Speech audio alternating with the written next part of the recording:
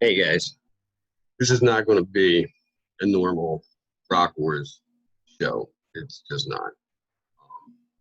I was actually really hesitant to do this video, but I had some fans that said to me they wanted to know the backstory to how Rock Wars came about. They were interested to know that it came out of basically a huge tragedy and motivations and things like that to start the channel were.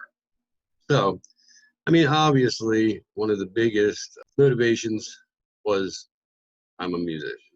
I love rock, and I wanted to help bands. Like, we have a screwed up economy, but it didn't start out that way. Where I started the Rock Wars channel, I started another YouTube channel called Ronan's Run. And what Ronan's Run was it was me telling the story of what happened with my first son. And I really don't want to get into it too much in my intro. I put some videos in this that actually explains the backstory of what happened. And it's too rough for me to do it. I can't do it again. But basically the Ronan's Run channel wasn't doing that well. A friend of mine came to me and he was like, look, man, he's like, I love you. I know what you're doing. I know why you're doing it. But the videos that you're putting out are just depressing, man. Nobody wants to, subscribe to that and watch it on a regular basis. And I mean, I guess I can kind of understand that. I mean, it's not pleasant, um, but it's important. And basically, he said, what I think you should do, he said, I think you should, do a channel about something that you love and try to help people with that channel as well. So I thought about it and I said, well, everything is going on with music today. I mean, there's nobody doing it, and I'd really love to help out the bands. So Rock Wars was born, and I'm going to stop rambling, and I'm going to let you see what my son's story was. And if you can watch it to the end, great. If you can't, I totally understand. Thanks, and let me know what you think of the video. So I don't know a whole lot about vlogging. Um, this is probably not going to be one of those cleaned up, tight masterpieces of video. I'm vlogging because I want to tell the story of my son and try to help secure his legacy. Um, I keep saying which is ridiculous because I don't talk that way normally. It's very hard for me to get this story out without breaking down and crying. He was born on December 19th, 2011, into a coma. Um, his mother's uterus ruptured, and he's my first son. Just terribly tragic. He spent 3 years. We spent 3 years in Children's Hospital. He died the day after we brought him home. I mean, there are no words to really describe the feeling of losing your child. Like, you can't put it into words. But hopefully, he'll have a legacy that completely outlives us all. I mean, the insanity that ensued from his birth and, the daily grind of being at the hospital and, trying to make sure that he survived, it took a toll. I mean, neither me or my ex-wife have, the same mental capacity that we had prior to him being born. It ended a almost 20-year marriage. It was pretty volatile. There was, a lot of craziness that ensued with that. But fortunately, we somehow ended up remaining friends, and we moved to Tennessee with 9 adults and 15 kids, and she bought a 10-acre property. I bought a 33-acre property, and we have another house that an ex lives in. And we're all down in Tennessee trying to co-parent. And the property that I bought is an amazing property. It's beautiful. It has 2 lakes, a waterfall. We want to turn it into, well, we named it Ronan's Run. And we want to make it a working farm with like solar panels, wind turbines, generators, water generators, take it completely off the grid. We also want to do a farm and like farm roses, like just a gazillion roses, and we're going to call them Ronan's Roses. We also, the biggest part of his legacy will be that we want to eventually turn it into a day camp for brain injured children. So what the vlog will be basically is me telling his story, that, you know, what happened during his time with us, and also showing us trying to transform this property into, you know, the farm and you know, day camp and the everyday life of 9 adults and, you know, 13 kids. Like, the kids might not be on the video much, and some of the adults might not want to be involved, but it should definitely be interesting. So if you're interested at all in hearing the story, I need you to subscribe to the video or like it so I know that there's interest there. December 19th, 2011. Possibly the worst day of my life. Definitely in the top 2. We had been Christmas shopping, me and my wife, with my niece Chrissy. We were actually in AC Moore in Deptford, and Tracy went into labor. So the contractions weren't really all that timeable in the beginning, so we left and we went back to my sister's house. And by the time we got to my sister's, her labor pains were excruciatingly intense. So we called the OB. The OB says time them for an hour and call me back and I'll let you know whether or not to go down to the hospital or whatever. Well, her pains were so intense that my sister was like, look, don't wait for the OB. You need to get to the hospital. So we called back the OB's office, let them know we're on our way to the hospital. This is not normal. It's just, there's no way. The pains are too bad. So we jumped into my car.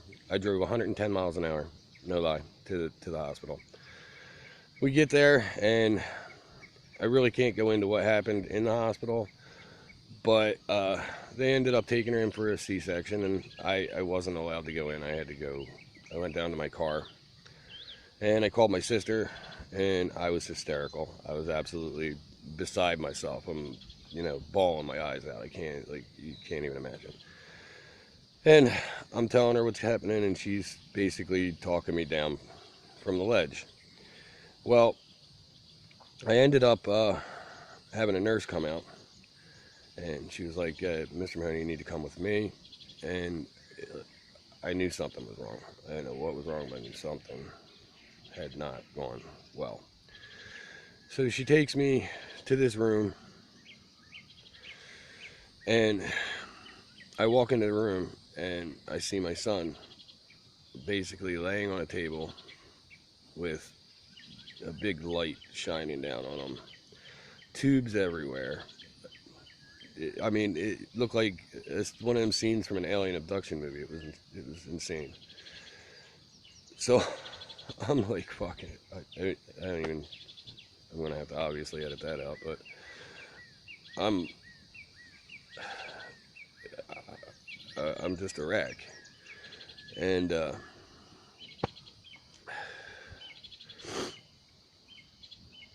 doctor says to me, like, they have to take him and send him to another hospital if I want him to have any chance of living.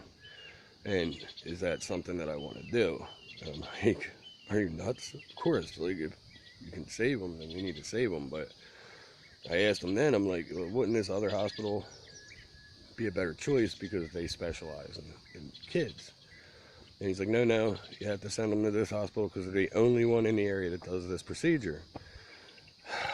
So I'm like, okay, well, if they're the only one that does it, then send them. So I'm like, I really need to talk to my wife, to make sure I'm thinking clearly. But they're like, you can't talk to your wife because she's lost a lot of blood. Her uterus ruptured, and they're working on her now. And like, I'm like completely done at this point. I'm like, I'm gonna lose my wife and my son all on the same night. I don't know what the fuck to do. You know what I mean? Like,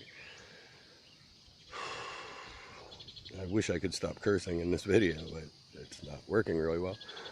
So they send him over to this hospital, and I'm driving over there, and I'm listening to this Christian radio station, and I end up calling into the show because I want them to pray for my son and my wife. And I explain the story of what's going on to the person on the phone, and they tell me, I'm sorry, but we can't put you through to the host of the show because they're getting ready to play biblical trivia. And I was just like, I pull over to the side of the road and I just started crying. I'm like, really? Like, even God has no interest in helping me tonight. You know what I mean? It was horrible. But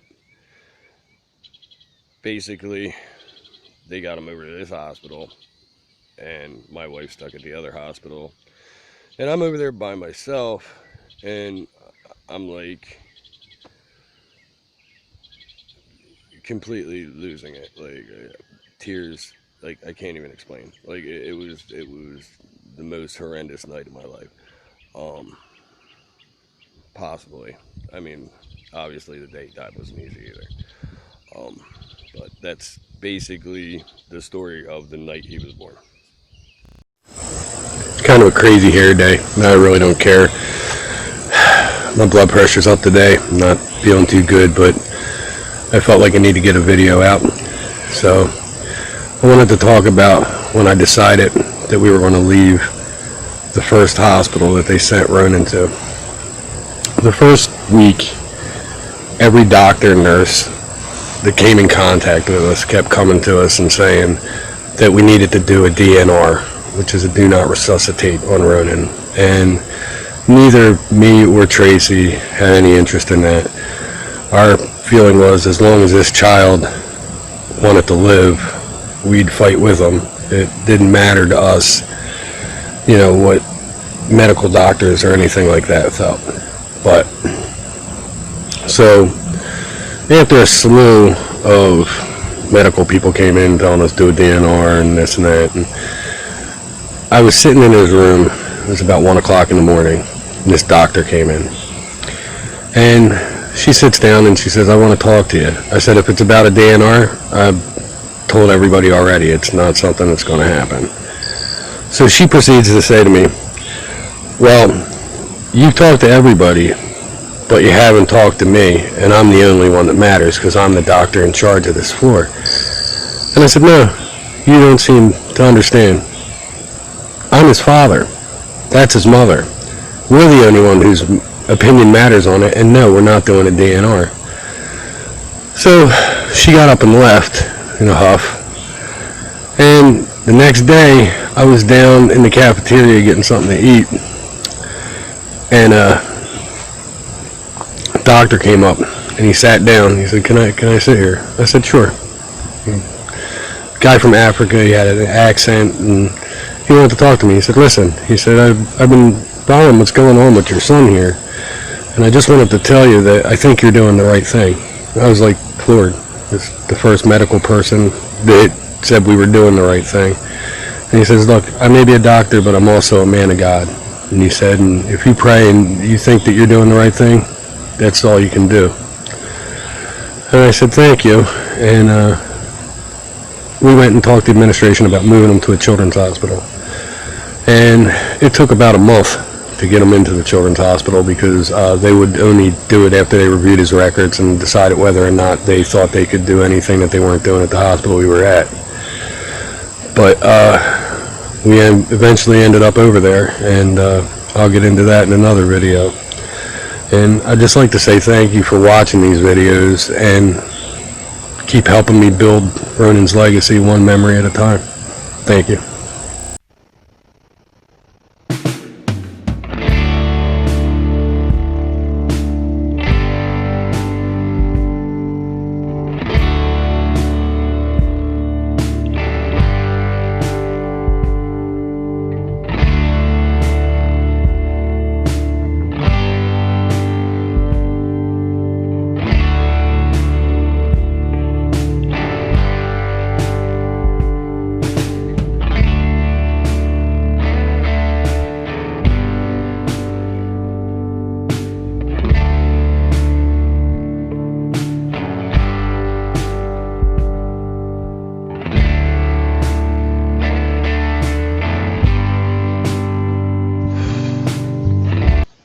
Hi guys, I wanted to talk a little bit today about what it's like to have sons after you lose your first son.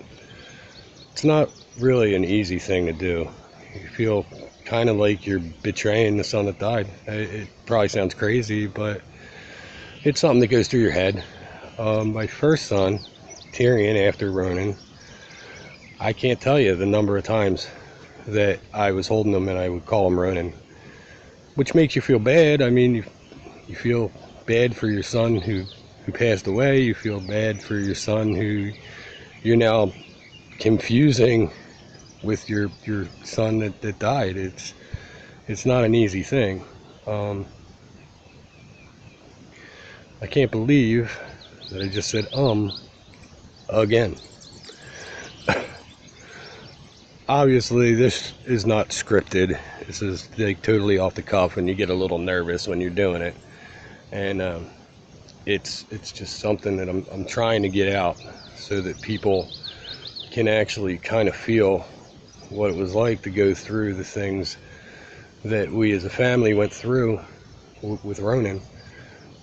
I have two other biological sons that came after Ronan, Tegan and Declan, and I've had similar issues with them as far as feeling like I feel bad if I'm looking around at my son Tyrion and my son Tegan, who's now running around, and it goes through my mind like Ronan would be in school now, and I'm never going to get a chance to see him do those things, to have those milestones, to play like other kids get to play.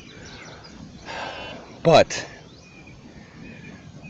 they make up for it.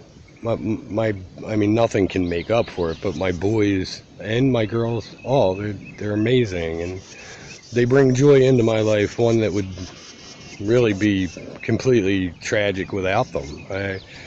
I can't tell you enough how much my kids do for me on a daily basis.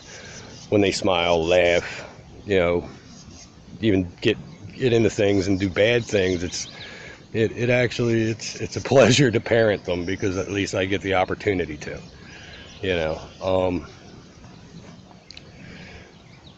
I just really enjoy being a dad. It's a privilege, and hopefully if things go well, particularly with the blog, we'll be able to transform this place into somewhere where I can help other dads deal with their situation and give some joy to some kids that need something other than staring at walls and to be able to get outdoors and see things and do things like normal kids take for granted. And that's really what Ronan's Run and my son Ronan's legacy is about. It's about helping other kids that actually made it, that still have challenges.